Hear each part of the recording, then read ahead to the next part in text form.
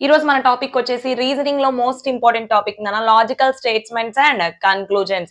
నాన్న స్టేట్మెంట్స్ ఇస్తాడు, ఆ స్టేట్మెంట్స్ యూజ్ చేసి మనం డయాగ్రామ్స్ డ్రా చేయాలి. ఆ డయాగ్రామ్స్ నుంచి కన్క్లూజన్స్ ట్రూ ఆర్ ఫాల్స్ అన్నది చెప్పాలి. ఫస్ట్ స్టేట్మెంట్ ఏమన్నా, ఆల్ ఫోన్స్ ఆర్, ఫోన్స్ అన్ని అంట, నేను ఫోన్స్ పిని ఇలా డ్రా చేసుకున్నాను. ఆల్ ఫోన్స్ అన్ని మొబైల్స్ అంట.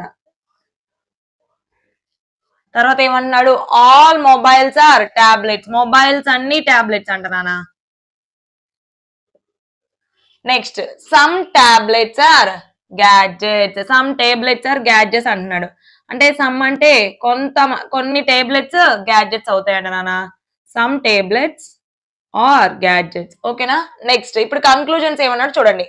All phones are tablets, phones అన్ని టాబ్లెట్స్ అవుతాయా?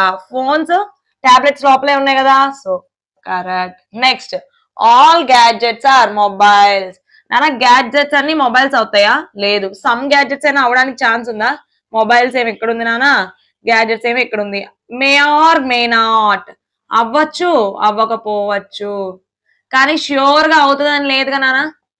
మనకి ష్యూర్ గా అవుతుంది అంటేనే ట్రూ అని అర్థం నాన్న. ఇప్పుడు సో ఆన్సర్ ఏంటన్నా, కన్క్లూజన్ 1 ఫాలోస్. అంతే కదా, ఏం లేదు, ఇచ్చిన స్టేట్మెంట్స్ డ్రా చేసుకుంటున్నానా, కన్క్లూజన్ కరెక్ట్ అయితే ట్రూ అని రాస్తాం, లేదు అంటే false. Thank you so much guys, don't forget to subscribe.